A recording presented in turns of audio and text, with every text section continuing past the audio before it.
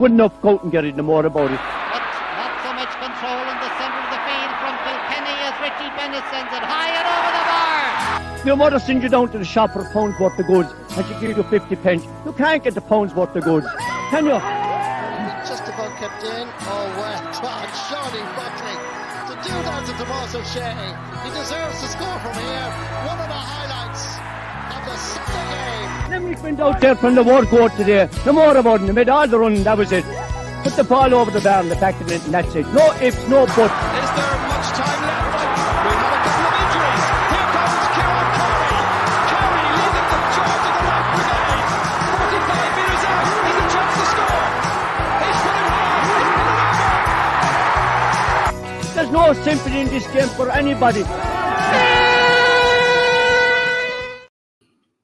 Hello and you're very welcome to Treaty Talk. Tom Clancy here and joined by John Keogh and also joined by the returning Matt O'Callaghan. His contract has been renewed. We've sorted all out the paperwork. Matt is back, and for those of you wondering, yeah, he's back with a bang with Limerick obliging at the weekend in the hurling. We're all smiles here on Treaty Talk and we're hoping for another bumper edition to get through all the ups and downs in Gaelic games across the county. Matt, welcome back. We've missed you. I'm sure the public have missed your contribution. You must be glad to get back in talking all things GA around the county. I am, Tom, and I want to say thanks to yourself and thanks to John and to the whole lot of people that contacted me by different mediums about my welfare. As you probably know, I had a bit of a recurrence of an illness, and I was just on the way back when I suffered an accident which prolonged my time out. But I'm back now to almost 100% fitness when I get this arm fully correct. But you can see it's nearly there, you know. But yeah, and thank John there for standing in at such short notice and making me look a fool at times. Stop that now. Stop that straight away. with his knowledge of the game. But seriously, I'm absolutely delighted to be back. Yeah, delighted to be back. It's all a step of progress in the right direction. Great. Yeah, we have plenty to cover this week. We've ladies football, Camogie coming up later. We'll get through the senior football as well, with Limerick looking to book their place in the knockout stages of the Tailteann Cup. But I suppose in the weekend there's only one place to start, and I think that's hurling.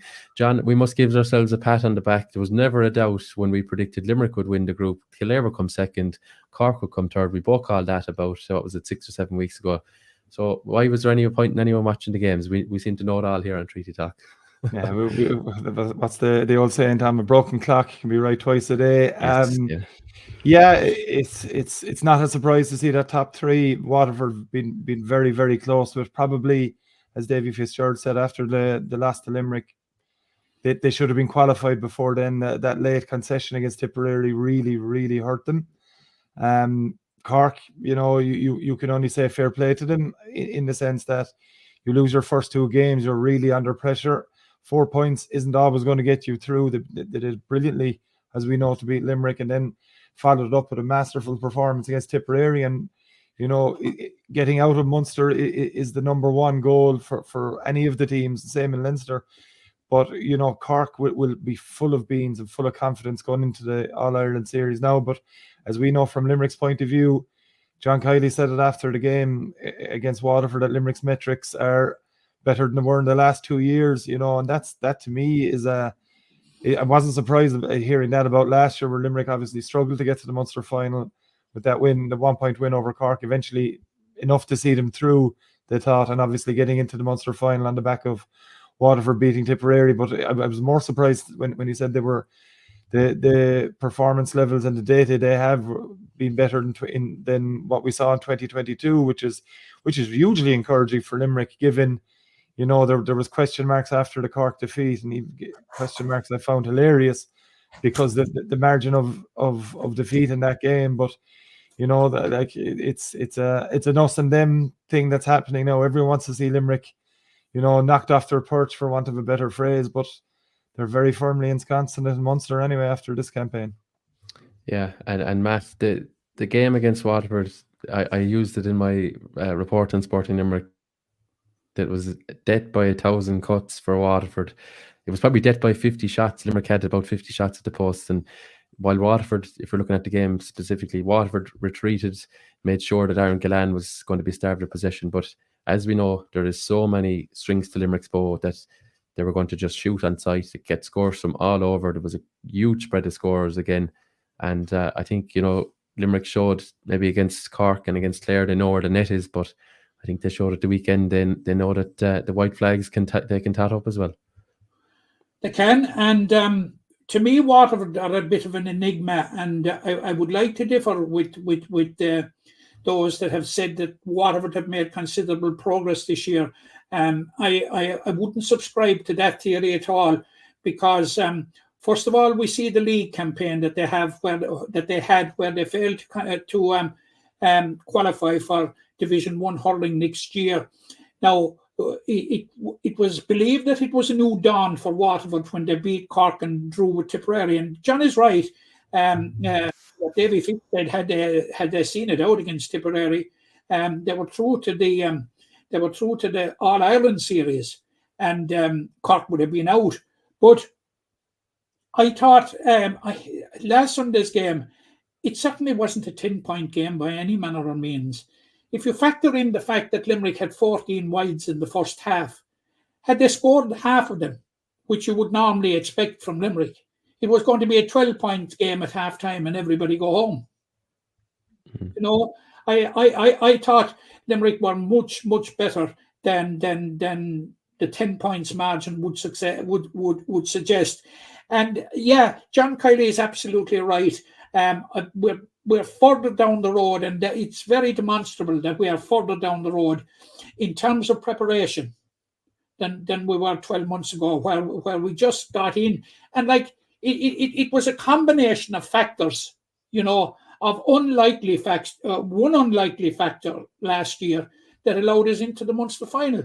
I think even some of the Limerick players were in disbelief when they were told inside after that they were in a Munster final. But there was no doubt at all about it this year. And I think the defeat to Cork, a defeat never comes at the right time as such. But it was the one that spurred them on, and it gave them a bit of jeopardy going into the final round, which was no harm. But by God, did they respond to it? Now, looking at the game, you would be aghast at thinking that wide after wide after wide. But the spot before halftime and the number of points that were put over before halftime in the lead up to halftime was a sign that Limerick had just got to grips with it. Now, it was a tricky wind, and we've got to allow for that. But I honestly thought that it was a much better performance by Limerick than 10 points would suggest. Yeah, John, 10 points to 2 after the first goal for Waterford, and I think 8 or 9 points to 1 down the stretch. I suppose when Limerick, that says to me Limerick were on top. They were on top. I've watched a lot of it back last night. They were on top in a lot of sectors. It felt to me now being at the game, and I know we were sitting in close quarters to each other, it felt like those goals for Waterford, they came midway through both halves.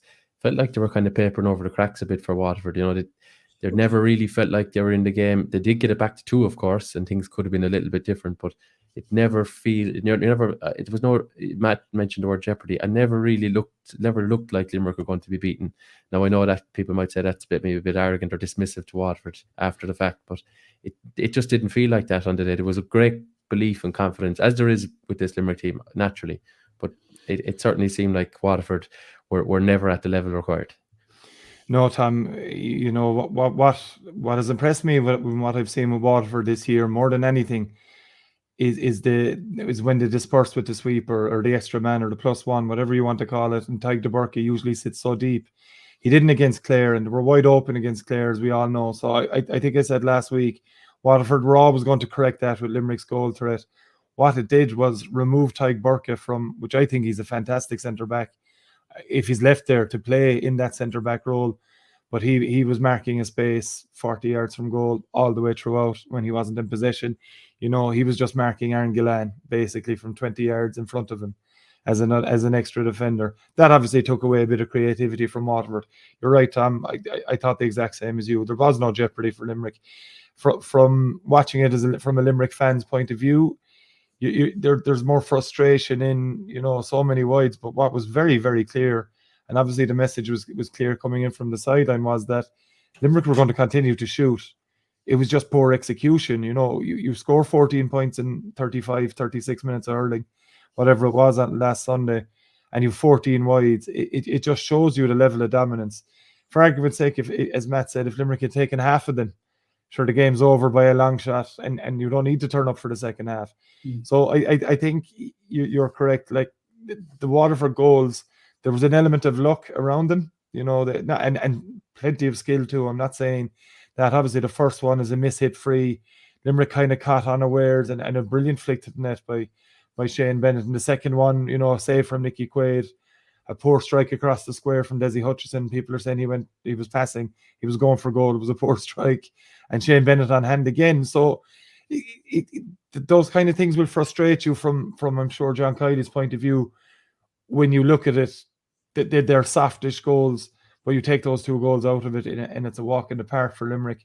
And you know, Limerick's 2 home games this year against Tipperary and Waterford, just taking them as an example, and you can go to the Clare game and probably the Cork game as well, is when Limerick hit a patch of scoring. It was 8, 9 minutes, 10, 11 minutes in Ennis' first day out, where they just took off, and Clare had no response. Tipperary had no response in the lead up to halftime and after halftime. Cork had no response for a large part of that second half, and Limerick got into a 4-point lead. They got the scores in the end, Cork, and fair play to them for it, you know, for coming out with that victory.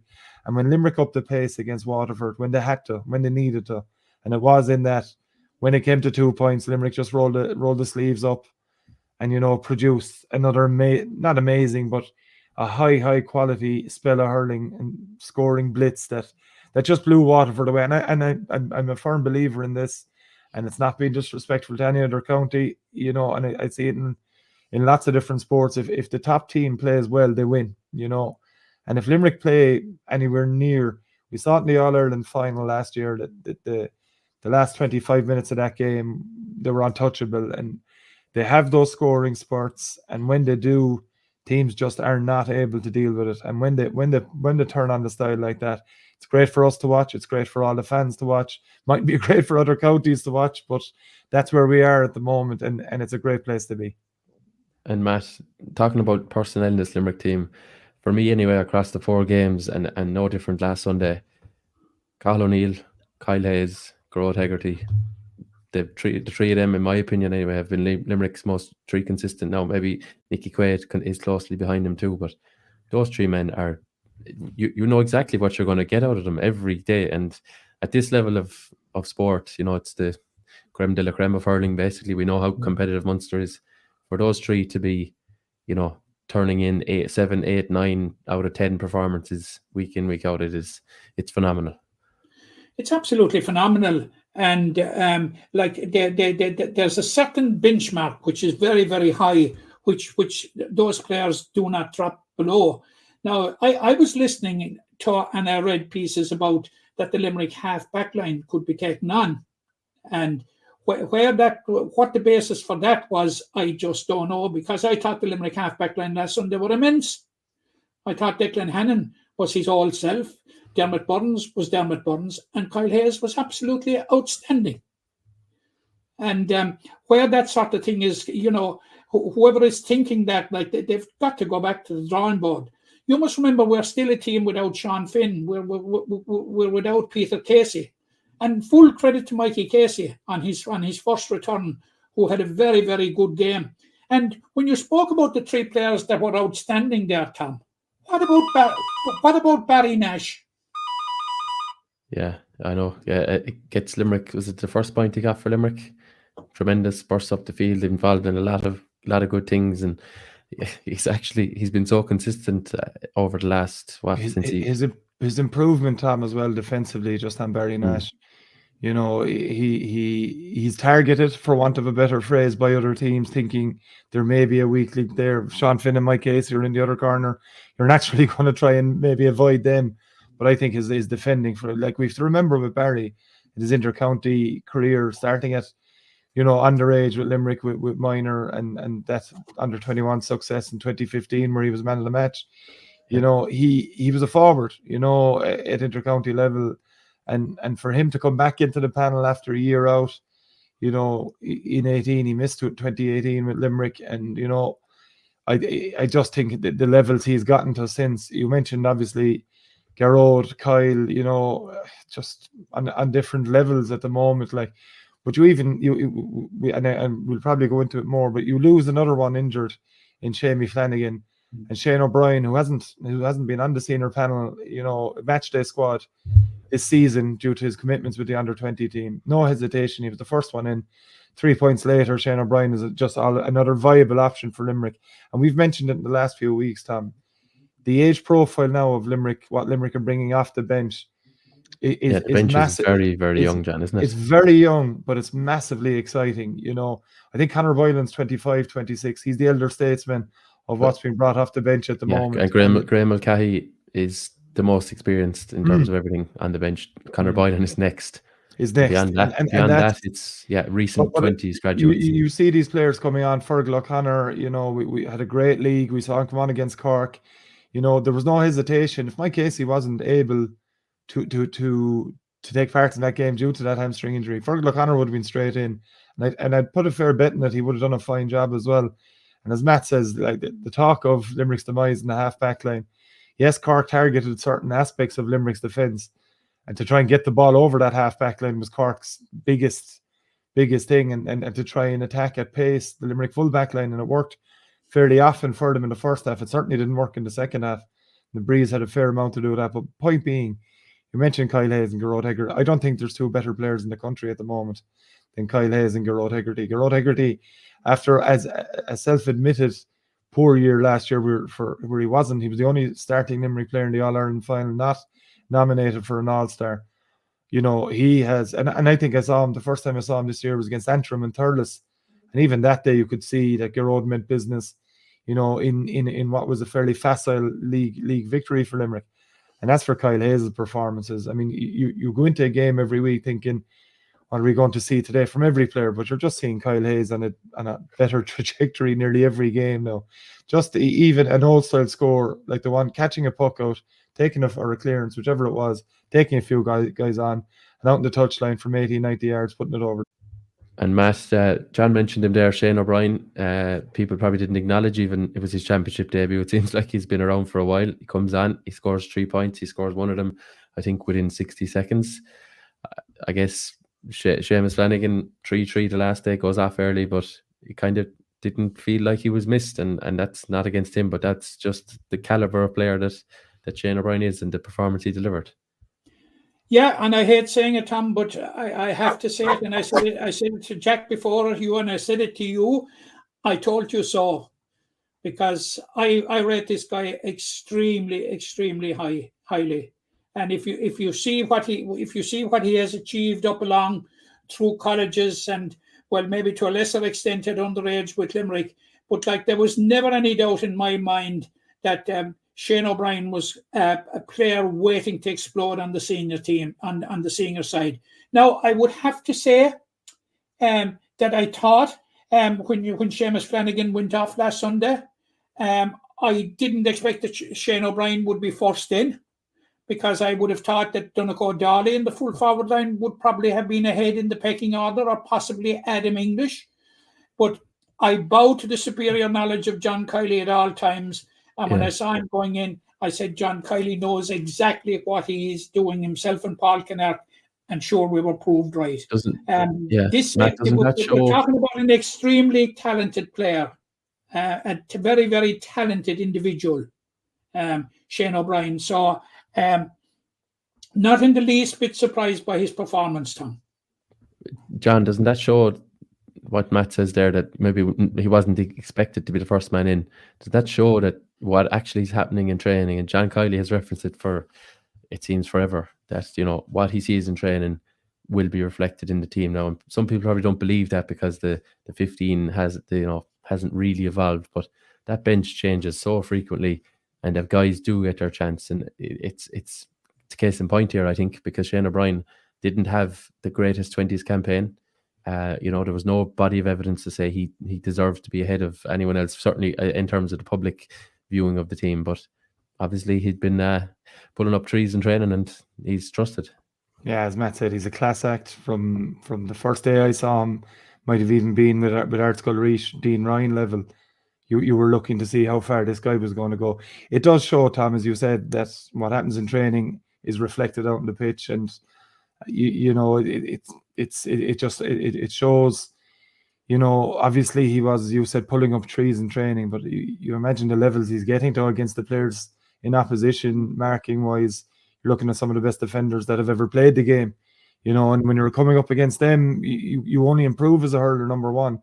But if you're shooting the lights out against them, you're going to be into the team fairly quickly when that happens. It's a measure of how good Shane is obviously going. That he was picked, off the bench. The second it was Seamus went down, there was no doubt it was Shane O'Brien was out quickly. Ahead of Donegal O'Donnell, who's had such a good and positive year from his point of view, ahead of Graham Mulcahy. Other options in the full forward line, Aidan O'Connor, who came on, got that a great point against Cork. He was straight in, Tom, after the 20s campaign, and that shows what level he's obviously seen as by the Limerick management team, and obviously what level he's producing, and it was straight in, as you said. First touch of the ball was the score. It was a relatively straightforward one that, in front of the post, but I think he 3 out of 4 shots, I think was his total, 75% rate. You dream of that kind of thing on your championship debut, and you referenced it there, Tom, to do something like that in your championship debut. And we've seen it so often from Limerick in this year already. And I'll go back to saying what I said a while ago about the age profile of this bench at the moment. When you've guys like Adam English, Shane O'Brien, Fergal O'Connor, Donegal O'Donnell coming on, and more importantly than anything else, and Conor Boylan on top of that as well, making an impact. It makes John Kiely and Paul Kinnerk's life very difficult in one sense, that these guys are really putting pressure on. But sure, isn't that exactly what they want? They want guys that are pushing and pushing and pushing. I remember it was before, was it the Munster final last year in the two Gaelic rounds, where I think David Reedy and Graham Mulcahy were surprisingly sprung to the starting team. And I remember quite vividly John Kiely saying after it that for everything that they do, for the integrity of everything they do, that David Reedy and Graham Mulcahy had to start in that game, given how they were doing in training. Shane O'Brien being sprung first, from the bench last weekend, shows that everything they do in training is recognised, number one.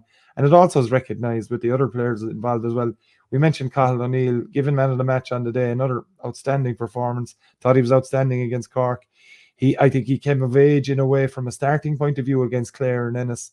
Good performance against Tipperary as well. And Tom, if you'll remember back last December, we were talking to Cathal O'Neill at the launch of the Co-op Superstores Munster Hurling League. What he said to us that day, and I remember it quite well, he was using the Munster Hurling League as a chance, knowing he'd be starting games to make his mark. Now, the way that competition worked out, Limerick didn't play a huge amount of games, obviously, but we were both out in Clare the first night as well. And Cathal O'Neill was one of the star performers for Limerick that day, and he's just kept on going up those levels. And guys like him, guys like David Reedy, when Darragh O'Donovan comes back, it's going to be very, very difficult for John Kiely and Paul Kinnerk and the rest of the management team to pick. And you mentioned it as well, Tom. The makeup of this team since 18 hasn't changed much, but it's starting to happen in a way that's very organic, and it's guys that have come, that we've seen over the years in the likes of Adam English, Shane O'Brien, Donegal O'Donnell, and everyone else within that, Aidan O'Connor, shooting the lights out for Limerick at minor level, hitting to All-Ireland under-20s, winning Munster under-20s in some cases as well, So these guys are coming in having won things, just like the previous group that initially made the breakthrough at All-Irelands, having won 21s and getting to minor All-Ireland finals. So there's no slowing down with this, Tom. Yeah, certainly not. And just on a point there, John Kiely referenced it last Sunday in his post-match, where he said that in terms of preparation, that they're farther down the road this year than they were this time 12 months. But, there's another huge plus for Limerick. And we have spoken there for a number of years, and it's self-evident, about the strength of the Limerick bench. I honestly believe that the strength of the Limerick bench has now moved to a new, much higher level. Because, like, you see Shane O'Brien, the impact he when he came on, Donegal O'Dowdy, Adam English, Fergal O'Connor, how he has evolved and developed as a senior inter-county player. Conor Boylan is there. Suppose you were to have a situation where Sean Finn, Darragh O'Donovan, and Peter Casey were fit in the morning, and let's hope someday it will happen. You know, those that will be displaced, if there are people displaced, it will give you an idea of what the strength of the bench is. Yeah. You have another one, well, sorry to cut across you, Tom. You have another one, Matt, that we haven't mentioned all year. We've spoken about Limerick's options in the full back line is Richie English. Yeah. You know, who's with the panel every game. He's still very He much was part of actually, the Limerick panel. he was, just to note, he was on the standby list for the game on Sunday. So that'll tell you that's a very big close. positive for Limerick as well. So Yes, we're talking absolutely. about strength and depth as it is. We know there's 35, 36 on the panel. Well, you have a good group of young players, like even underneath the likes of Shane O'Brien, with Darragh Langan, obviously 20s, Ronan Lyons, these type of guys that are there. Mark Quinlan, Matt, now seems to be a mainstay at the 26 from Garth Spillane. You know, you're seeing this. But when you can bring the likes of Richie English, you know, back into the setup on top of all that's already there, on top of Fergal O'Connor's performances, it just ratchets the competition again for 1 to 15. Ratchets that up, but to get onto the bench at the moment is a huge plus for Limerick as well. And Aidan O'Connor. Yeah. We mentioned him in passing. Tom smiles when we talk about Ballybrown, but I know. he is in. Didn't mention Colin Coughlin yet, who's also been on the bench. No mistake about it, you know. There are counties that would die for him, and the like of Aidan O'Connor would be, you know, starters in a lot of counties. Yeah, and I think Colin Coughlin too, and not being parochial about that, but he's another talented player who's just not getting the minutes. Maybe very unlucky given who's in his left wing back and maybe midfield. You know, Colin's mainstay places since he played with Limerick.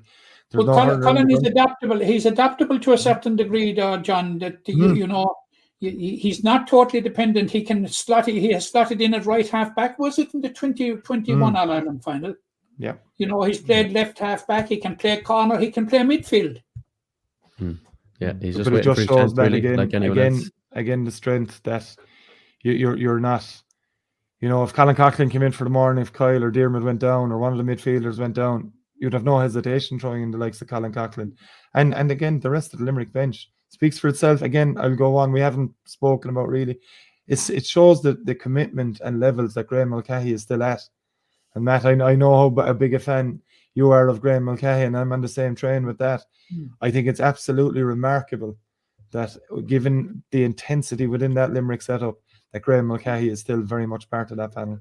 Oh, absolutely. But Mull, you know, he's, you know, it's testament to the man himself, you know, and to the type of attitude that he has, which is simply phenomenal. Like it's a dream for a manager to have a guy like Graham Mulcahy on your panel, and that goes a long way to explaining the longevity of his career, like, you know, and like he has, you know, he has 6 All-Ireland medals, he has 6 Munster medals, he has 5 All-Ireland medals, he has 3 National League medals, and only 1 bloody All-Star.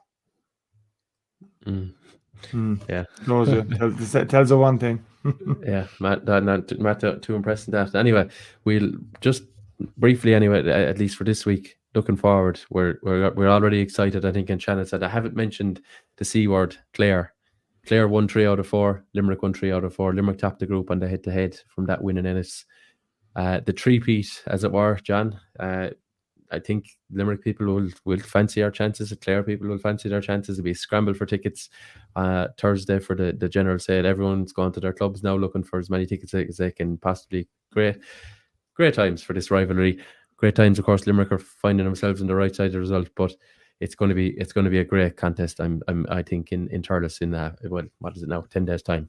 Yeah, it's the real rivalry in hurling at the moment. Times Limerick, Clare, I think arguably on form, they're the best 2 teams in the country as well. Given, you know, Kilkenny have been so far off their best and still making a Leinster final. Obviously, yeah, Limerick and Clare has become, it was always, and I said this before they met in Ennis the first time out, even from my childhood in the 90s, going to games, you remember, like it's in the intro, Kieran Carey's point, it's littered. I mentioned Davy Fitzgerald's famous skip back the field after burying a 21-yard free, and it is a fantastic rivalry, and I suppose the amount of people coming in and out of Shannon, work-wise, Clare people living in Limerick, Limerick people living in Clare, working in Clare, all that just feeds into it, Tom, and it really has become the most fascinating of rivalries. And the best thing about it, Tom, they're epic games usually as well. I know Limerick ran away from Clare in the end this year, but in the round robin, but you can be sure it'll be as tight as anything. And Clare, and rightly so, they want nothing more than Limerick not to be around, because I'd say you'd have a fairly successful Clare team, with a couple of more All-Irelands under their belt in the last couple of years, although they did fall against Kilkenny twice. But, Clare want nothing more than to knock Limerick off as All-Ireland champions and Munster champions. And this Clare team, yeah, a setback against Limerick, but they recovered very well in a fairly deep worrying position against Cork, and they've excelled. I thought they were very, very good against Waterford. That was a game that could have went either way, and they've added a very, very much a goal threat. And I mentioned earlier about Kyle Hayes and Gerard Hegarty. The only player that comes close to rivaling them for form at the moment is Shane O'Donnell. He is absolutely unstoppable at times, the way he's playing at the moment. So it all Dennis feeds into it massively as well. The last two Munster finals, you said it, the three-peat. We had everything last year in the two Gaelic grounds. The weather was just amazing. Conversely, the year before, we had a better game in worse conditions. All you have to do is remember, was it Shamie Flanagan 7 points, Tony Kelly sideline, the Declan Hannon score before that Kelly sideline that had looked to, bring Limerick another Munster title. And I just think that they've taken on a new life. There will be absolute frenzy next week, in the lead up to this. There won't be a ticket to be got. I think it'll be the biggest show in town. I know for my own club, the ticket requests are gone off the charts, and I'm sure that's the same in every club. And long may it continue, Tom, that this rivalry. And look, there is literally a toss in the coin in this. You'll have to back Limerick. I know we're not going to get too much into the preview, but Limerick have that confidence in finals. There's nothing that having that experience brings to a team. But you can be sure they're going to be met with absolutely everything against Clare. Matt? Yeah, I agree with John there. And if you just think of two reasons for Clare motivation. Number one, it is 26 years, 1998, since Clare won the Munster Championship. They're the county now in Munster that is waiting the longest, apart from Kerry, for a Munster title. But above all, how they would savour it in Clare if they deprive Limerick of making history and completing 6 in a row. So, there will be no shortage of motivation whatsoever in Clare. Brian Lohan, in that regard, will have very, very little work to do. But the question is, has he the team to do it? And that's what we'll be probing into next week. It's grand to have all these motivation and love to lay these bogeys and all that sort of thing. But you've got to have the team to do it. Yeah, but John Kiley will not want to hear us talking about 6 in a row and 5 in a row. I got my answer when I asked him about it in Croke Park last you year. did. You did indeed, Matt. I was there next year. It was about 10 minutes after they won the format, in fairness. But it went viral, and I have been reminded of it so many times. And John gave a very polite answer. He did. Yes, indeed he did. He wouldn't do that to a fellow South Limerick man. But Matt, for Limerick to be in this 6, and I broken record to say it, but it is truly remarkable, especially in the era of this round robin where you have to play everyone. There was, and it's not to discredit any other Munster title win going back, but sometimes teams would have had an easier route to win a semi-final and a final, which is still an achievement. But now Limerick have to throw their lot against everyone, and then play a final again. So it is. And obviously 2 of these titles were won in the old-fashioned route as well, Yeah, that's the point. That's the point I was going to come back to you on, Tom. Is that you can say that the round robin suits Limerick. But because of COVID, we had 2 straight knockouts, and Limerick won both of them. Yeah. But you know, you're talking about Cork and Kilkenny's with their 4 in a rows and their 5 in a rows. They were done in the knockout era, where you played 3 or 4 games. The Munster Championship, Munster Senior Hurling Championship, is a bear pit. There's no other description for it. And getting out of it is some achievement. All right, you'd say, what's big about 3 getting out of 5? Do you see the type of competition we're after witnessing over the last 6 weeks? Absolutely phenomenal. Hurling of the highest standard. But the only thing that I would slightly worry, you know, and I hope this is a misplaced worry, in that, you know, does getting out of Munster, it hasn't impeded Limerick, but getting out of Munster, is it taking too much out of our teams? There was a time a couple of years ago when the qualifiers and all this came in first, and Munster were failing to get break Kilkenny's dominance and getting All Irelands, and you had, you know, and people were wondering if it was the competitive nature of the Munster Championship and how hard it was to get out. You know, but I sometimes wonder, it's such a competitive nature now, because in the past, the most you had to play to win the Munster Championship was 3 games. You know, the minimum you have to play now to win the Munster Championship is 5. Yeah. There's a big difference, and there's a bigger drain in individuals' resources and what have you. And, you know, people are more prone to knocks because there are more games. But Limerick seem to have overcome that, you know. But I just wonder, going forward, is it something that's going to, because let's face it, you know, no matter how they try to dress it up, the Leinster Championship is miles behind it. You know, and I can hear people roaring from Kilkenny, Wexford now, oh, we have a great championship and all this sort of thing, you know. They have a good championship. But as far as intensity and competitiveness, you know, it's a long way behind Munster.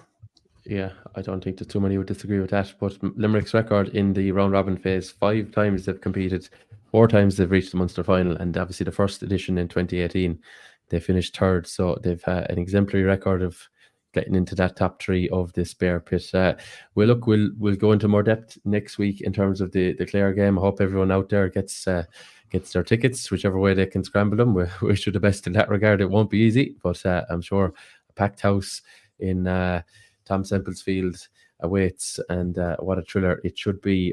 Before we move to football, just to mention something that came across my bow yesterday evening, I think it was played over the weekend, was the Puck Fada. I'll just bring it up on screen there for anyone watching, if it'll ever load for me here. But the Puck Fada, Limerick Puck Fada was held over the weekend, and there are the top 4. There was actually joint 3rd place. I just have the results to hand here. Ronan, I see John Chalk and Aaron Murphy there anyway, I think. Yeah, John Chalk and Ronan Lynch were tied for 3rd at 26 points, or 26 shots. Brian Heavey of Gary Spillane, 25, one better. He was in 2nd, but one better again was Aaron Murphy, who we may see on screen there in the Hospital Herbertstown colours. He was the winner of the Limerick Puck Fada. So, John, you're from the Goalkeepers Union. 3 out of 4 of them a goalkeeper. Is Ronan Lynch, you know, is he going to end up between the sticks at some stage, or you know, is he just defying logic there by competing? There's a shout, if ever I've heard one. Is he defying logic, competing with the holy goalies, the great goalies? If you've watched Ronan Lynch, to cut across you there and put you in the picture, Brian Heavey has morphed into a very good outfield player in the last 2 years. Yeah, indeed. Aaron Murphy the same. Aaron Murphy is a Munster Championship medal winner with Limerick in 2011. And he's played a fair amount of hurling. One team that won in 2011. He's played a fair amount of hurling out the field for Hospital as well over the years. You know. He has. And of course, I've the great pleasure of having played John Chalk when he was playing out the field. I say pleasure. I saw a fair few whistle past me from him, so I know full well what kind of belt of a ball John Chalk has. Yeah, Tom, it's trickier. Like we spoke as well. Like Colin Ryan has been huge in that as well as a goalkeeper, but Colin ostensibly plays out the field and, you know, mixed in between goals and out the field underage. It's an advantage because you're It is 100% an advantage as a goalkeeper to in a competition like that to have that experience, because you're just used to hitting the ball from a standing start, and that's the difficulty that outfield players may have. They're usually hitting balls or taking shots from a certain distance or on the run, where it's a very different thing when you have the ball in your hand from a puck out, whether you're going quick or long or whatever, short or long, but you have that set up automatically ingrained in you from training over a long period of time, or something that may pop up, an outfield player may not be as used to that. Yeah, John, indeed. I think what Tom really wanted to ask you was, why didn't you take part in it as a goalkeeper? I didn't. Very good reasons for that. I wasn't good enough, Matt. It's a very short. You said all that. You said that. Well, I tell you, you could book it for, about 3 times as far as I could anyway, John. I'd say guaranteed. But yeah, it's a great competition. I think it's fair to say. Absolutely, and it should be getting a lot more prominence than it is. Yeah, absolutely. Yeah, I must thank Peter Nash as well, who's obviously a promoter of all things Gaelic games in Limerick, the Limerick footballer and dual player as well with his club. So he sent me that photo and indeed the results. So we just try and give it a little nudge, and we'll see where that goes in terms of the national competition. We will switch now to Peter Nash's side, and that's football with Limerick. Tailteann Cup round 3 action, the neutral game. They're playing London. I don't think it was ever going to be over in the UK, as it were, but London are coming to Dublin. Limerick are heading up there as well. Parnell Park, Matt, on Sunday 1:30. It's given the results so far, it's very safe to say that this is it should be two well-matched teams. London and Limerick both heavily defeated by Down, and Limerick and London both getting a nice win over Offaly as well. So 2 well-matched teams, winner guaranteed to go through in second place. Yeah, and a home preliminary quarter final as a bonus. Tom, if we were honest, when we were speaking about Limerick football, there's no way that 2 months ago we would have anticipated being in this position. That we would be, not only in line to qualify for the next round of the Tailteann Cup, but in line to qualify in second place, which we finished in first place last year, despite that last round defeat to Wicklow in a dead rubber game. But I'm absolutely delighted for Jimmy Lee and for the football squad, because they've had a very, very difficult 2 years, you might say, even though there was considerable change in the makeup of the squad from, we'd say, 23 to 24, when Jimmy had to find the replacements for up to 17 players who weren't available this year. And, we have failed to win. We've played 14 league games over the last two years, and we picked up a single point in a draw with Meath at the Gaelic grounds in the 5th round, I think, last year. We ended up pointless this year. But I thought at one stage during the campaign, and I said it to you, Tom, and I think it was the Westmeath game in round 4 when things started to come together a bit for Limerick, and your hat has to go to Jimmy Lee in certain circumstances, in that, he certainly didn't get the luck of the draw, because he got Cork away in the Munster Championship, and there was a decent first half performance against Cork, but a game is 70 minutes, and we were leading at half time, and then to draw down away in Newry in the first round of the Tailteann Cup, you couldn't make it up, And when you look at the Tailteann Cup draw, you'd say to yourself, we're totally dependent on beating London if we're to get through. Because if you had looked at Offaly had beaten us, only just, mind you. And I think I made this point in one of the last podcasts I did before I became indisposed. We lost the last 2 league games to Wicklow and Offaly, both by a single point away from home. Yeah. Had we a bit of luck, and flipped it to 1 point wins, we'd be looking forward to Division 3 football next year. We were that near.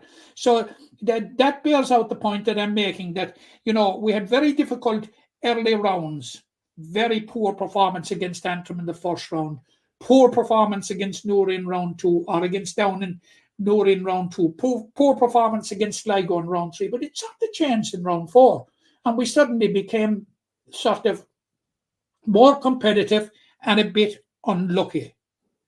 Now, as I said at the start, facing Down in the first round, facing Offaly in the second round, not very appetizing, especially when Offaly had gone on to reach the Leinster semi-final, now where they got hockeyed by Dublin. But when London came to Tullamore, and the manner in which they disposed of Offaly, it raised an awful lot of eyebrows. And you were saying to yourself, gee, this isn't what we were, this was not in the grand scheme of things, this was not in the plan. And but it is what it is. We're there, and we're possibly through to the Tailteann Cup irrespective of the result. Now, just to explain to viewers and listeners, teams 1 and 2 of each of the 4 groups go through. Team 1 goes through to the semi-final, team 2 goes through to the quarter-final, and 3 of the 4 teams that finish third also go through to the quarter-final, as do New York. So it is not 100% sure that even if we lose, that we will go through, but the likelihood is that we will. But why talk about losing? We're coming off at the back of a very, very good win, our first win of the year, in which we'd hoped that Limerick have turned the corner. Now, Jimmy Lee had to make very, very big calls during the year, out of necessity. I suppose there was no bigger call than putting Josh Ryan in goals. A huge call. Like, he has tried out an awful lot of new players coming through. And it's very, very heartening to see the development of Emmett Richter, who's really, really coming on. And on that very point, Tom, I want to digress slightly and make a point. On That's Saturday, yours. the 11th of May, John Keogh's laughing now because he knows I'm giving out. No, let's hear it. Limerick were down to play Cork in Páirc Uí Chaoimh in the senior hurling. They were down to play down in the Tailteann Cup in Newry, and they were down to play Westmeath in Thurles in the under-21B football semi-final.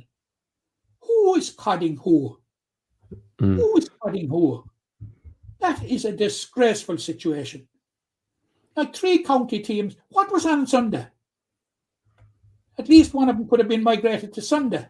I think, Matt, that weekend, every single county had a team out in some shape or form, whether it was football or hurling across the 20s. Yeah, I know that. Yeah, I know that. Don't disagree. Like, yeah. It was just we had you've got me going now without trying. You had Emmett Richter had to make a decision between going to Newry and going to Thurles. He went to Thurles and scored a goal. I think that was the right decision. With myself, I think it was the right decision. But Tom, what was absolutely preposterous altogether was the John Kearns Cup final, under 20 football final, was on in Mallow on a Wednesday night, and Emmett Richter, like Cathal O'Neill in 2022, was precluded from playing because he played senior football on a Sunday. Yeah. This despite the fact that at last year it was decided that it would be 60 hours, that you could play within 60 hours. But that's not till next year, I think, is it? It's not coming in till next year. Yeah. Would he have been eligible? It was probably bang on the 60 hours. He would have been eligible from 2 o'clock on Sunday in Páirc Uí Chaoimh till 7 o'clock in Mallow on Wednesday. Would have been eligible. Yes. It could have been 75, 76 hours. Yeah, that's true. Yeah. This is disgraceful treatment. Now, I know I'm digressing from Limerick and London, but this thing has to be said. Yeah. No, I don't think we disagree with you. Yeah, Limerick did win that 20s match without him, but I can tell you it was touch and go there without their best player basically for the whole Well, game. So I think Shane Kelly made the point to us like that. It was sad, like that their best player was there and could have nothing to do with the game. yeah, Like after Cathal 6, O'Neill 5 in 2022 yes, yeah, over in after Thurles 5 or carrying 6 water. years with the group, 5 or 6 Yeah, years with your mates basically. It's yeah. yeah, just for that silverware, it's very disappointing. But But getting back Matt, to London, Tom, getting back, yes, London had that great win over Offaly, but they were brought back down to earth very quickly when they returned to Ruislip to play down, and were on the receiving end of a similar defeat that we were to Down. So if you go on those results alone, it would look that we're in for a very, very tight game. But I would be hoping that Limerick's first win of the year will give them that little bit of momentum to drive on. And, it would be, you could look back in the year with a certain level of success if you qualified for a home preliminary quarter-final in the Tailteann Cup. Yeah, certainly. John, do you think, well, not do you think, it's obvious to say, but Limerick need to back up the win 2 weeks ago with another performance, hopefully another result, obviously, and that will give them, as Matt says, the home prelim quarter final. In theory, it gives you the weaker team, so it's a big game in a lot of ways because guarantee another home game. It could then, of course, lead then into an actual quarter final. So it's a big game from that point of view. Huge game, Tom. Yeah, Matt has covered it extensively, and it's for me the beauty of the Tailteann Cup, and I know it's only Limerick's second year in it, but the beauty of it so far from what I see of it, it's teams in the main, and Down are probably the outliers in this situation. There's teams in the main playing against similar teams of quality, playing at their own level, and that's what tiered football is all about for me. And that's the importance of it, that you're competing against teams of a similar level. And Limerick and London, as Matt said as well, given the results, what we've seen this year, London have improved, no question about that. Obviously, with that hammering of Offaly, no one saw that coming outside of London's team and backroom team. So Limerick are under no illusions that this is a big test. And I've no doubt, that we were talking about it last week, Tom, or the week before, where Limerick, and London were a few years ago. Limerick have fallen back to where they were from a league point of view, and we've spoken at length of the varying reasons for that. But they'll be under no illusions going into this game. London will come on the back of that hammering by Down, no question. But they'll come with plenty of confidence and plenty of belief that they can turn Limerick over, and that's the beauty of it being on a neutral venue, takes out any advantage for either team, really. So I think, anyone who is travelling to the game in Dublin, they're in for a cracking game, I think, actually, to be honest, because we saw Limerick, at their best in that second half. And Offaly, this Limerick team, the best we've seen from them all year. You'd argue different players last year, but they were still without a victory, up until, 364 days, Tom. That's a long, long time for any team to go without a victory. And that's exactly what this Limerick a lot of these Limerick footballers had to do. So I can only imagine the confidence they've taken from the Offaly performance, number one, and of course the victory that performance led to. The second they started believing, I think I said this to you last week, Tom, they started believing at halftime where it was level scores.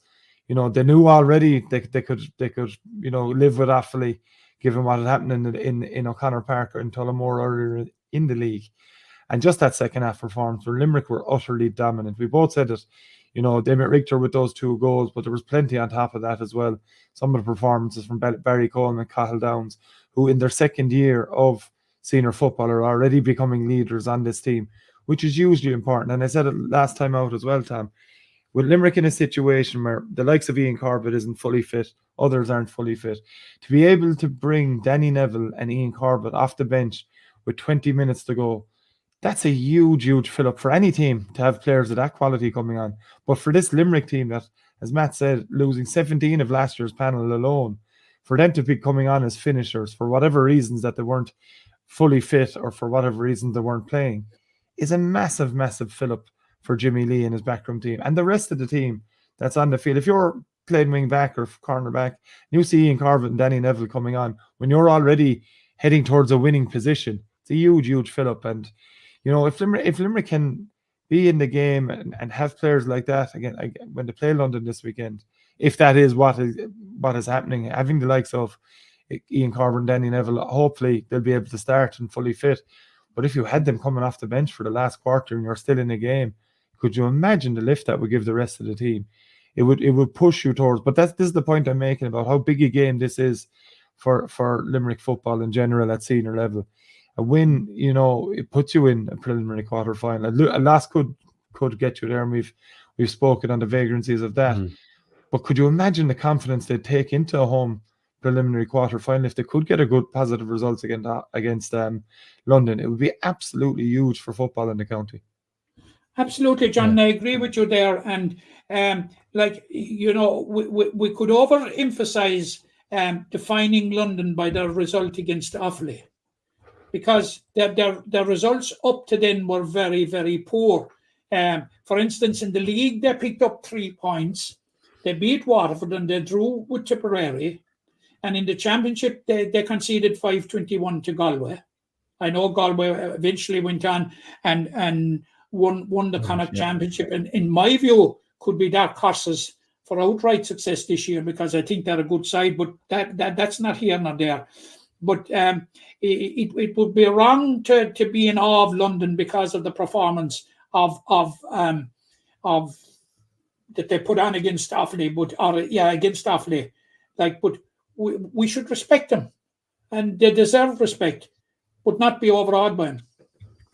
No, I certainly agree. Yeah, but just looking at the groups in it, Limerick are currently in third in that group. They're 3 points as we're in the scoring difference behind London. So a draw would mean London will finish second and Limerick third, but a draw will actually put Limerick through as well, just to get through that. Yeah, it's a funny one with 3 of the 4 third place teams getting through, but currently Limerick occupy one of those spots with Longford on minus 21 points in third in Group 1. But anyway, that's I suppose that's the scenario for Saturday evening as things progress. 1:30 p.m. in Parnell Park. Bit of a novel pairing, bit of a novel game to be so neutral as well. But hopefully, as Matt says, London will be back to their true form, and that Offaly result is really very much an outlier. Limerick can kick on from that game with Offaly. Matt, you mentioned to me, I think just before we started, the under-17s Limerick footballers. They were in Grange Gorman in County Dublin, or Dublin City as it were, last weekend. And it sounded like a familiar tale. They were competitive up to a point, but then just before half-time, and I think just after half-time, the leakage of scores really you saw it down, pull away, and that was the Tier 3 quarter-final. So their season has ended. It had not gone well in the Munster Championship results-wise. Got that win over Fermanagh in the first round of this competition, but unable to build on it against Down. Yeah, and I was speaking with Gerard O'Connor recently, the manager, and the amount of work that he has put into it in his management team, and indeed the players, you know, but it just didn't work out in the Munster Championship. They lost all 3 games. And progression to Tier 3, the All-Ireland Minor Football Championship, that's a new development that has been brought in this year. And there were 13 teams in Tier 3, five from Leinster, 5 from Leinster, 3 from Munster, 3 from Ulster, and 2 from Connacht. Now, you know, what he was telling me, and he felt, and I concur totally with him, that, you know, it would be fantastic, you know, for the amount of effort that the lads put in through the year if they got a win. Now, this was prior to the Fermanagh game. And they got that win against Fermanagh, which was fantastic, which took them into the quarter-final. And but you're always going to be up against it in Down, because you just wonder about this competition. And we were sort of debating, or were we arguing before we came on air, about the merit of the competition. You know, I don't think we fully agree on it, Matt, but what's your theory on it? We were doing a bit of both, but you'd wonder what's the criteria across the different provinces for qualifying for for this competition, because you just wonder, like, the first thing that would strike you, Down, minor football, tier 3, you know, that there isn't a very good ring to that now, you know. But getting back to it, they played Down in Grangegorman last Saturday. They were with him right up to half-time until they conceded a goal before half-time. They conceded a goal shortly after that, and whilst they remained competitive, Down came with a flurry at the end, and if anything, the final scoreline it flattered Down. But at least we can say, you know, if we were looking for a crumb of comfort, we have it. They got a good win over Fermanagh. Yeah, I think that's it. They, as you said, Ger wanted to get something under their wing for the year, something to prove that the work was worth it, and unfortunately unable to build on the Fermanagh win against Down. Yeah, you mentioned teams playing in different tiers. I suppose Mayo were in the under 20B competition and they didn't win it, and we'd have associated Mayo at 20s with knocking on doors for the A title, as it were. So I suppose some counties maybe not firing on all cylinders at underage level either. So yeah, but John and I were discussing it before you came on, Tom, and you know, the concept is good, but as John pointed out, you know, it needs some tweaking going forward. It does, yeah. No, I think I think it's probably like a lot of these that are in their infancy, and they'll find their feet with it, you'd hope. We're talking about the young footballers of Limerick, the slightly elder footballers of Limerick, John. They were over in London at the weekend. Now this is a file photo, as it were, from the Limerick Masters team. I tell you, some of them still in fair fettle, but unfortunately they met London last weekend in Ruislip. Beaten, I think, the scores just evaded me here. You can see the 3 goals anyway, but London got the better of them. 3-7 to 1-9, Tom. I knew you'd have it, Matt. So just testing you. 3-7 to 1-9. There we go. But a nice expedition, John, for those men of Limerick, but unfortunately not the result they desired. No, not the result at all, Tom. But sometimes the result isn't the most important thing with things like this. The Masters concept itself is just a fantastic concept for me, and Limerick being involved in it this year, or last year, sorry, starting off and getting some silverware in it was amazing. And for it to keep going this year with the football and adding hurling to it as well as the year goes on, the trials are coming up for that. I do know. You're talking? In the coming weeks, I am not talking. No, I've more sense.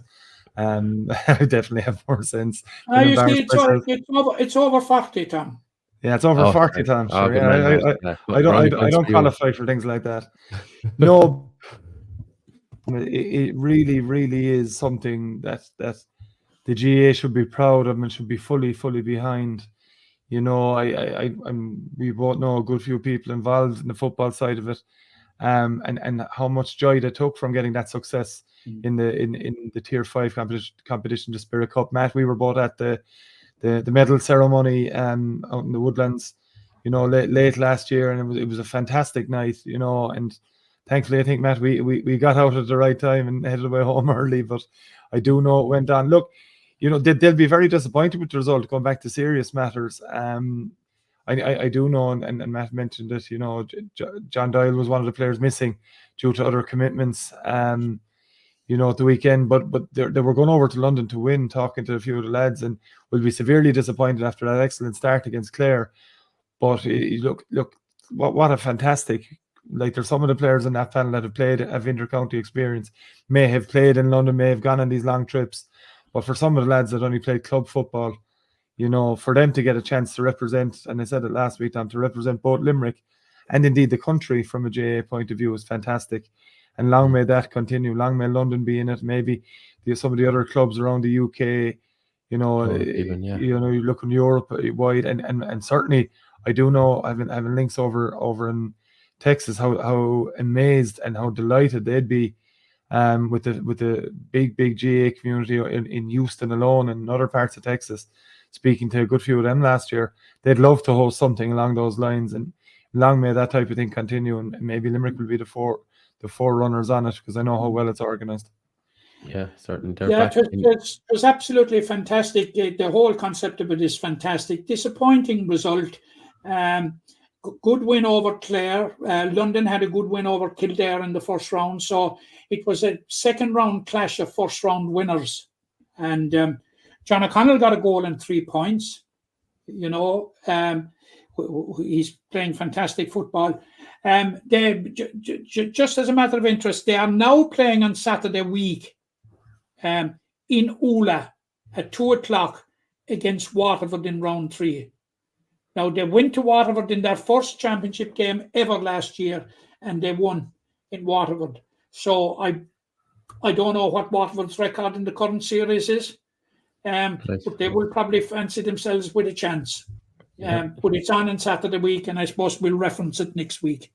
That's it, yeah. Trying to get back on the horse in Ula next Saturday, or Saturday week, as Matt says. Okay, switching now to ladies football, and we have a championship opener in the All-Ireland Juniors Junior Championship coming up. An away trip, Matt, to Longford. Limerick, of course, beaten finalists last year, but as we know, getting to a final one year and trying to get back there the next year can be very, very challenging. Is this a tricky assignment, heading up to Longford in round 1? It is, no question about it. And, you know, I'd have an issue with this. You know what's coming. We have 3 games, and the first 2 are away. We're away to Longford, and we're away to Louth, and we're home to Kilkenny in the 3rd round. Now, Longford and Louth were both relegated last year. From and intermediates, in the 2023 championship, we were in the same group as Down and Sligo, who had both been relegated the previous year. So the luck of the draw is not on our side. Now, I saw Limerick and Longford in round 4 of the league, the Division 4 league. It was played inside in UL. And Limerick had to come back and get a couple of late points. And if memory serves me right, I think it was Kate Kennedy eventually got the equaliser. It was 2-7 apiece. They appear to me now as 2 very, very even teams with very, very, very little between them. But of course, you have to factor in that league and championship take on totally different dynamics, because Longford, who on that particular day were very, very much in the hunt for the semi-finals. After that, their whole league campaign disintegrated, and they failed to make the top 4 out of 8. But I would be inclined to discount that completely. I would be inclined to discount. Their focus is now on the championship. Now, since that game, of course, we have gone on to qualify for the semi-final. We've beaten Leitrim in the semi-final, and we have lost to Carlow narrowly in the final. And we have had a Munster campaign, and this was something that people decried about in the past, that when you finished the Junior League, there was nothing to fill the gap to the championship. Yeah, now, that gap has been very well filled by the Munster Senior B football competition, in which Limerick participated with Kerry, with Cork, and with Clare, who decided to withdraw out of it for some reason, even though they were the first winners of it last year. It's still very much a fledgling competition. They beat Limerick in the final in Mallow. But Limerick beat Kerry very comprehensively, and they lost to Cork in the group stage by a point. Now, it was a very, very much understrength Limerick team. But I had the pleasure of being at the Senior B final, and they were very comfortable winners over Cork and got silverware, which is a monkey off their back, because if you're in a situation, you lose the All-Ireland final last year, you lose the league final this year, and you look back over the years, you've been there at the semi-final, you've lost the league final in 2022 to Offaly, you know, you're beginning to have self-doubts. Are you ever going to get your hands on silverware? But they did, and that was a very, very good performance, and they certainly were very, very worthy winners. But it's going to be totally different on Saturday. Is it Sunday? Sunday at 2:00. Yeah, and you know, but you'll have to say that Limerick must be filled with confidence now after getting the games in the Munster Championship. They've been very, very important. Now, just to give you an idea of what we're up against, Carlow beat us in the league, and Carlow beat Longford in the Leinster Junior Football Championship. and Carlow were well beaten in the Leinster final by Louth. So Right. that'll give you a sense of where we're at. But I'm pretty confident of a very good performance on Sunday, and I'm very hopeful that we'll get the win. Yeah, John, Matt's definitely touched on it there, that getting that monkey off the back, winning a bit of silverware, it could be big for this group. Like, I mean, they were very, very close in that league final, and come back to the final before that, the All-Ireland final in Croke Park. For me, it was whoever scored the first goal was going to win it. Limerick didn't. They missed a couple of chances, and Down wasn't it took theirs. So perhaps now there's a bit of relief to say, you know what, we can do the business in the final. But as Matt says there, bit of a group of dead. I think in one way, everyone would expect to beat Kilkenny, and so then it's how you fare out in their other two games, and unfortunately they're both away. So very important Limerick pick up something here on the road against Longford. Yeah, it is, Tom. You've hit the nail on the head with it. It's very much a case of, it's going to be a very difficult campaign for Limerick. They're fully aware, and we're fully aware since the draw, that this was what their faith would be. And, 2 away games, as Matt said, that Louth beating Carlow so comprehensively, tells us where Louth are at. We don't know Longford. They're as Matt said, the draw in the league, it bears no resemblance on what we'll see in this game on Sunday, given it's a very different competition. What happens in championship differs greatly from what happens in league. Conditions alone, even that time, exactly, because we're heavy and everything else, But going back to that bit of silverware, and I think it's the thing that this group of players were A, craving, and B, badly needed to get that monkey off their backs, for want of a better phrase. And now they can come into this campaign going, whether it's a B, C, D, E competition, whatever it is, they have silverware. They're full of confidence. I do know that. I do know training's going very, very well. I've been told that. But look, we've heard of how many teams over the years with training going very well, and then when it comes out, it doesn't always work out. But how great would it be, and what a huge lift it would be for this team if they were managed to get a result up in Longford, from this weekend. And as Matt said, they're very much capable of it. We both know that. We've seen them beat teams over the years, Matt, like certainly myself and yourself at games, and beat teams they're not expected to beat. This group of players, they have resilience in abundance, and we've seen that time and time again, with those heartbreaking defeats. And the interesting thing for me after this year's league final defeat, it was very much different from the one in 2022 for me.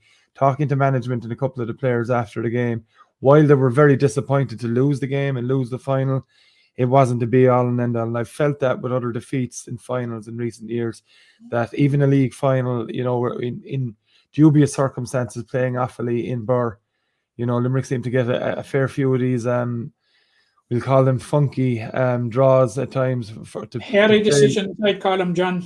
Yeah, on and off the field, Matt, certainly for that 2022 one, I'd call it.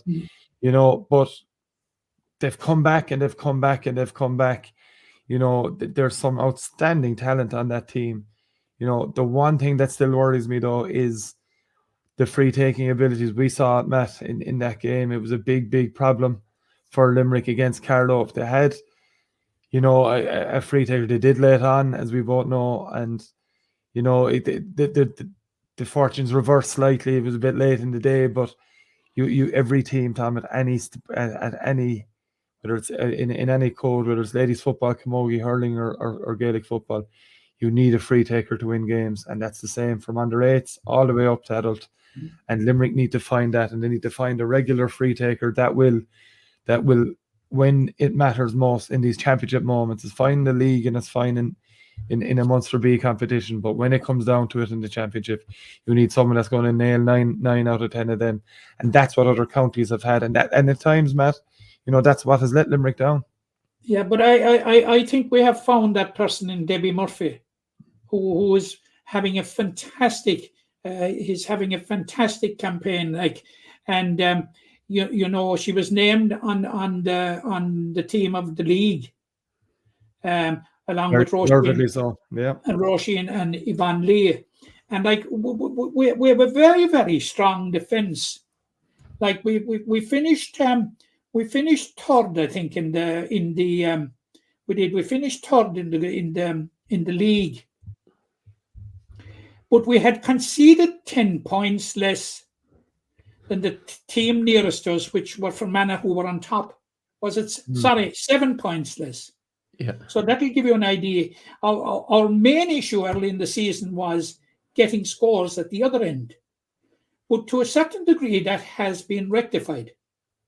And I think the free-taking issue has been addressed and has been resolved by the performance of Debbie Murphy. But what performances she has been turning in since she has moved from wing back. Now, you could always see when she was playing wing back the attacking instincts that she had. But when she has been an absolute revelation since she's moved to centre forward. And I think she's our solution to free taking. And Roisin Ambrose, of course, what a leader around the middle of the field. Cathy Mee now, who was centre back for the second half of the league, and I thought did extremely well there, was moved up for the Senior B Championship, back up into the forwards, and she's adding that extra bit of bite up there, so which is important.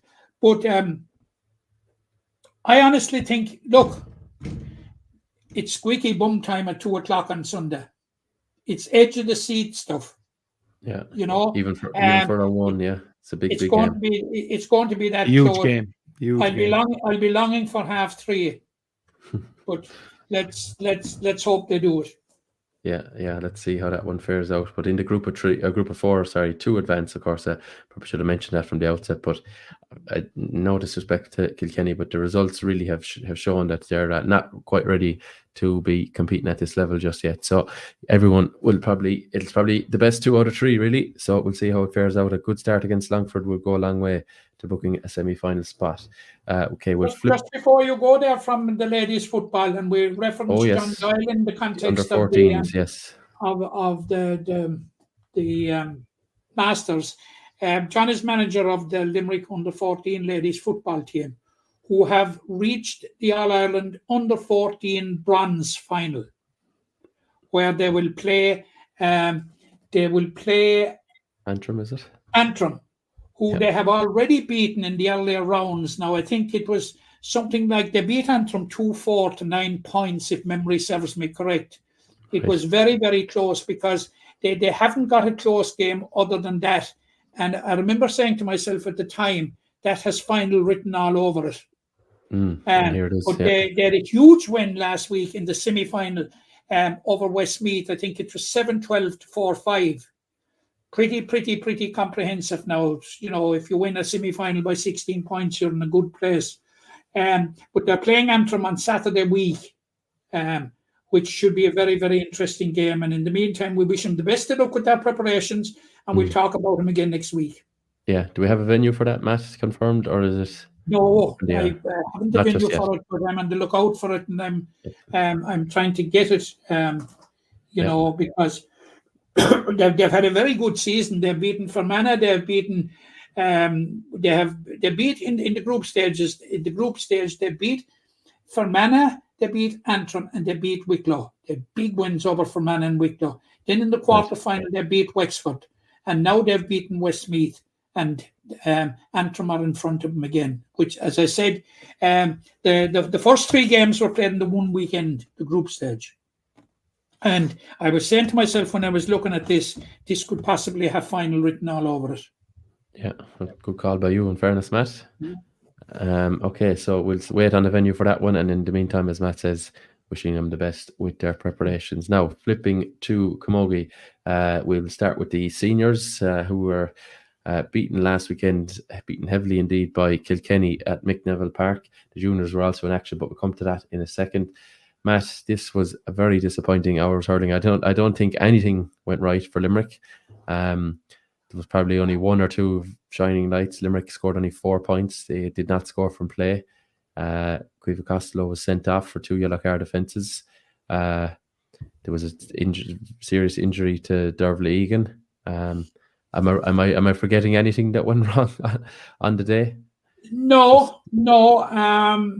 We were there together, as you recall, Tom. I am desperately disappointed. I just can't get my head around what happened, because I don't know whether you were there for the Wexford game or not. I missed that one. I think.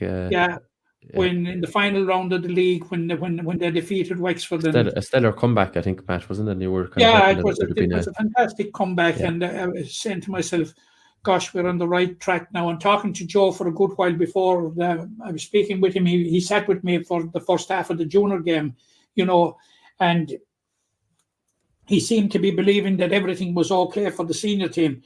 But I was looking at it since, because I'm trying to find a reason or pinpoint something that, after 15 minutes, we were only 3 points to no score down when Devra Egan went off.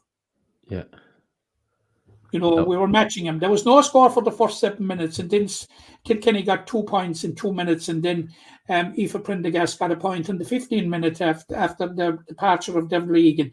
And I think Joe Quaid summed it up when he spoke to us, Tom, in that the departure, and I suppose she was down for the best part of 5 minutes, was she? It was 4.5, 5 minutes, I think. Yeah, dislocated collarbone, I believe, is the injury. Before she left the field on a stretcher, and it's not a very good sight to see a player leaving the field on a stretcher, particularly so early. And I think the comment that Joe made to us afterwards, I think summed it up when he said, the whole Devra Egan episode sucked the energy and the life out of Limerick.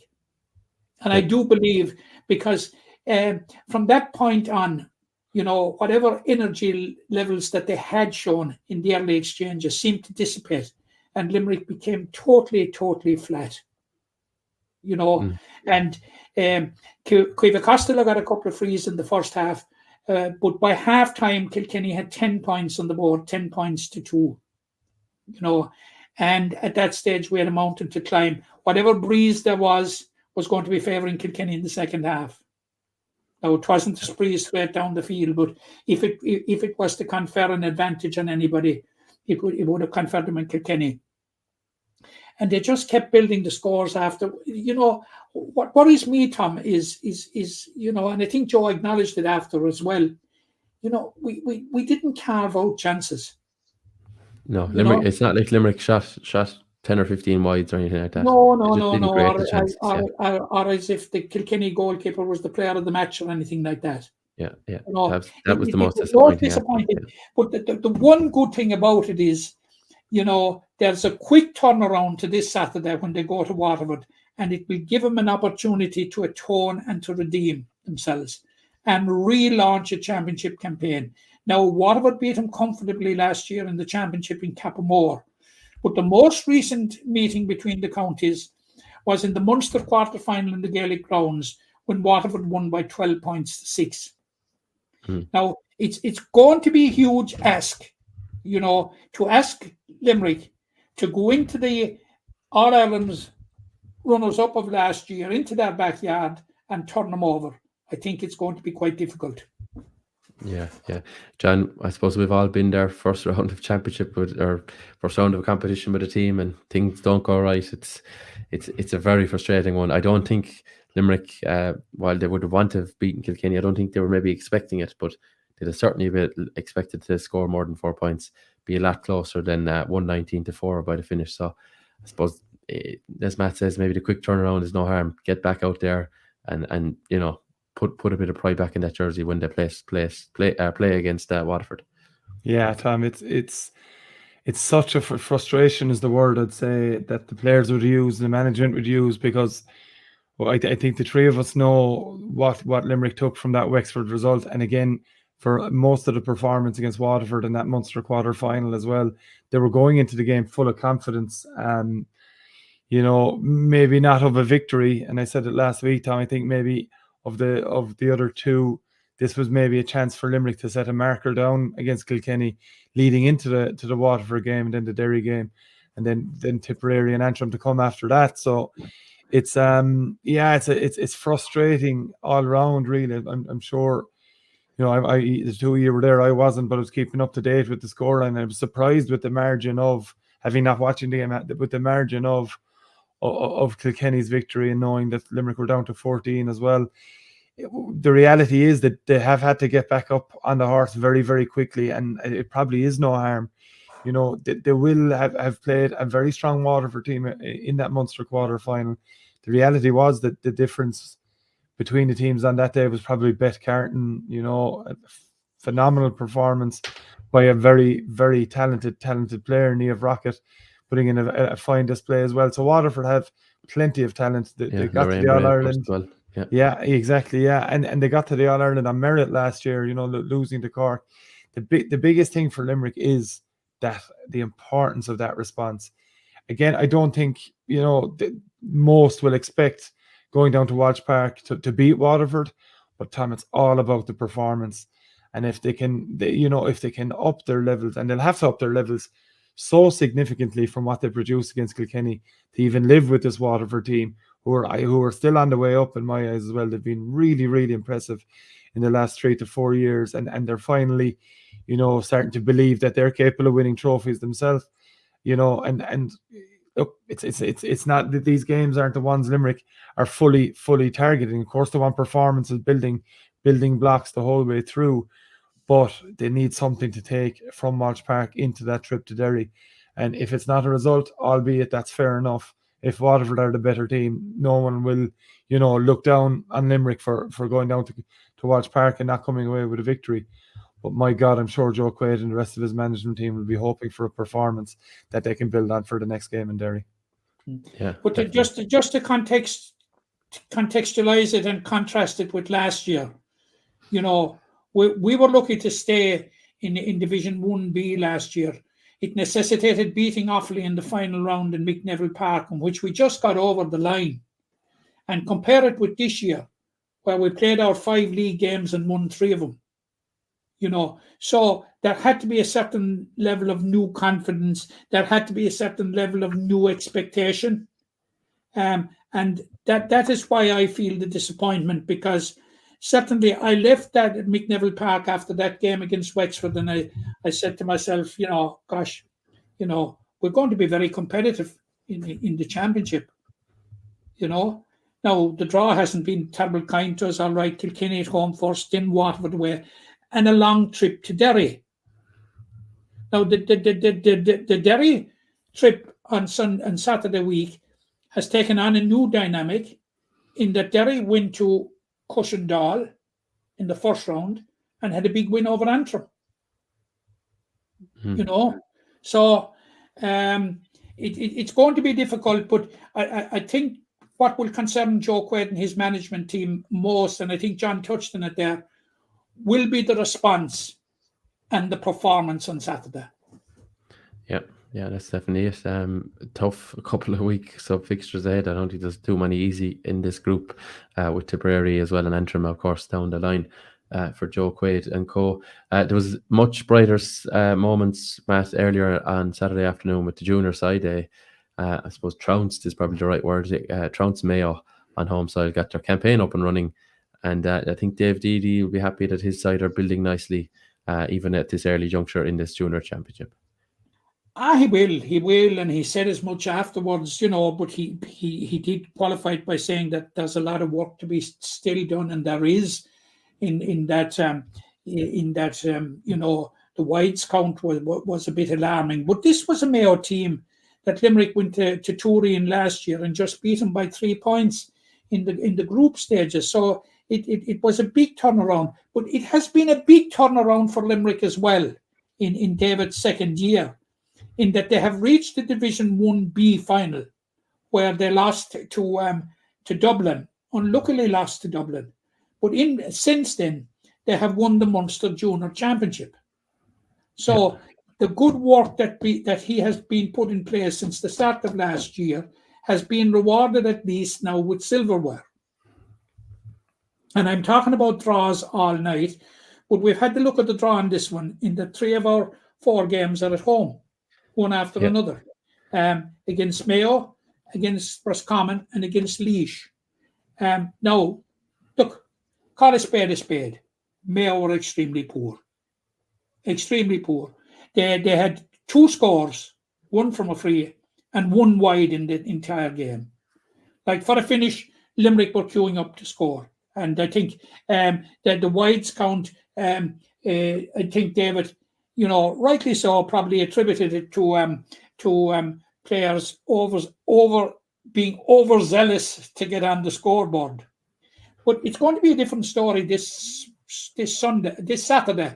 They play Roscommon in round 2 in Cappamore this Sunday. And this is the Roscommon team that knocked them out of the championship at the quarter-final last year, or to be more precise, Shauna Fallon knocked them out of the championship. It was her 4 late points that were the difference. And I think she scored, Roscommon scored 11 points, and did she get 10? John, she scored 12, Matt. I'm looking at it here. I was just going back on my report. She scored 12 out of 13. Out of 13, and I knew she scored them all bar 1, Yeah, and I was at the game, Matt. 4 late points. Yeah, I was at the game. It was on in Meath. It was on in Kildare. The same Saturday, Limerick and Galway played in the All Ireland hurling semi-final. Yeah, I was at that game last year, and Shauna Fallon was the difference. She a player of just exuberance beyond belief, skill coming out her ears, just a serious talent, and Roscommon, in fairness to them, Liam Gordon, the well-known inter-county senior hurling referee, was training that Roscommon team last year, heavily involved in the team. And, the team was very much built around Shauna Fallon's talents. But Limerick were within a whisker of winning that game if it wasn't for those 4 points, as Matt said. And David Eady has done tremendous work. And I've said this, Tom, the last few weeks when we've been talking about Camogie. Limerick are building all the right blocks from underage levels. You've seen that with the 16's success in Munster 2 years running, 2 Munster A titles in a row, albeit not following that up in the All-Ireland competition that follows that. But the minor Camogie team, although not reaching it this year, an All-Ireland final last year, albeit again at B level, but, and you see the junior team getting to a quarter final. And I'll say it, within a whisker, as Matt alluded to as well, despite Shauna Fallon was the only difference between the teams, and those 4 late points, so Limerick will absolutely have no fear of that game against Roscommon. They'll be all over it, really. I think David Eady will certainly, and his management team, will be certainly I'd say looking forward to the game, Matt, would be my view on it. I think absolutely. They'd love that challenge again.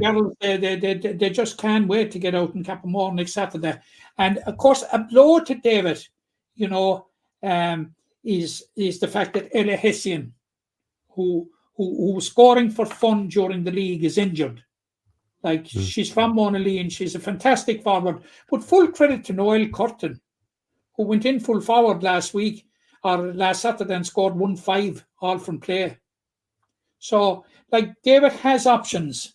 Noel would probably be playing out wing forward if she wasn't asked to take, lead from the fringe of the square. But she certainly accounted for herself with 1-5. But Ella Hesson is a huge loss. But my understanding is that there's a break of a week after the Roscommon game, and I think David is optimistic that she will be available for Laois. Yeah. Do you think we'll be looking at 2 wins from 2 for the juniors, Matt, come Saturday afternoon? I know you're hopeful, but do you think there's enough in the arsenal there that they'll get it over the line? Yeah, I believe they will. Very good. Yeah, and that'll be maybe 1 foot in towards the knockout stages. They'll be very close then after that. So yeah, 2 from 2 will be the perfect start for the junior side. So I think we've covered it all, lads, unless there's anything. Just one more thing, Tom. Yes. I meant to mention it earlier. The City Senior Hurling League final is on tomorrow evening. A repeat of last year's county final between the Piersig and Patrick's. Well, I just wanted to highlight all the county leagues. Thursday evening, yeah. Thursday evening, yeah. I just want to highlight all these leagues are going on at the moment, but I think it's a cracking one to pull out of the fixtures, and it's set for the Gaelic rounds on Thursday evening, 7 p.m. So keep an eye on both club socials and Limerick GA for a change of venue, but it's set and rightly set. I'm always a big believer of the majority of finals being played in Limerick's HQ, Limerick GA's HQ, purely because of the thrill. Certain players that may not, I'm not talking about this one, most of these players will have multiple games at the Gaelic grounds, but a lot of the other lower divisions may not. And certainly when I was playing back when we were in finals and they were on the Gaelic ground, certainly from a City point of view, it was a huge thrill anytime you got to get into the dressing rooms in the Gaelic grounds and then get out in the field. And I think it's a fantastic thing to see Limerick GAA fixing a game for there when you don't see too many club games around this time of the year being hosted there. Yeah, two of the big hitters, of course, in the senior championship later in the year, but getting the first proper look at each other after the group phase in a final. So we'll see how that one goes. I think Gary are playing Drummond at Lack in the West final. Right. So the South final hasn't been decided yet, but it's all building up to being a very, very interesting concluding stages to the senior hurling league. It was won by Doon last year. We were at the final, Matt. Yeah, great game against Kilmallock and Bruff. Yeah, a high quality game that you would have went along with. There was a big crowd the same evening in Bruff, Matt. It was and Doon came back from the brink to win it. Brilliant start from Kilmallock. So yeah, these, you know, we're far from away from the business end of the club season, Tom. But these games are vastly interesting to see. You know, new managements in clubs. You know, all these different things. The big one for me will always be Kieran Carey when he comes back to Patrickswell, and of course he's at the helm again this year. You know, and that to me is a fascinating battle to see Patrickswell and the Pearshik in a repeat of the final all this early in the year is brilliant. Yeah, definitely. And I suppose we'll have a full rundown of the county leagues for hurling and football results by next week. I think some of the football ones were finished up, but I'll collate them for next week and we'll give a run through that, and hopefully we'll have the permutations for the county part of it. I'm slightly confused by I'm easily confused at this stage, Tom, but I'm slightly confused by City East and City East South, but I get it. The importance. What Mike is trying to do is have competitive competitions. Yeah. I think we've seen a lot of walkovers in some of them, but other ones have gone off quite well. That is usual now.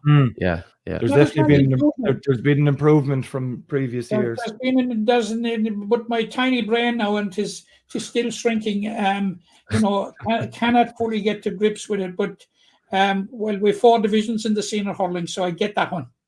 You had. I think there was a final between Clahan and Galbally last night, Matt. There was. Galbally won it, seeing that you mentioned it. In extra time after an epic 4-12 to 3-13. It was a and cracking as far as I know, if I'm reading it right, City South. Newcastle West won the West Senior Football penalties. League after sudden death penalties. Yeah. And Mungret St. Paul's won the City East South. So that would suggest to me that Mungret will get an opportunity to test themselves against the best very soon. That would seem to me to suggest now. Don't bring it in if I'm wrong.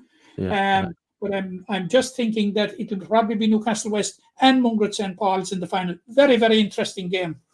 Yeah, definitely. I know, and as I said, we'll collate all those for you next week. We'll have the full rundown across both codes in the league formats, and an ideal opportunity for Mungret, as you say, Matt, to test themselves at senior level with their return, their long-awaited return to the senior championship on the horizon. Well, that's all we've time for this week. Thanks very much for tuning in. Don't be afraid to share on socials. We're now back on Spotify as well, so if that's your platform of choice, do feel free to share it amongst your friends. Thanks very much for tuning in. Thanks, John, and thanks, Matt.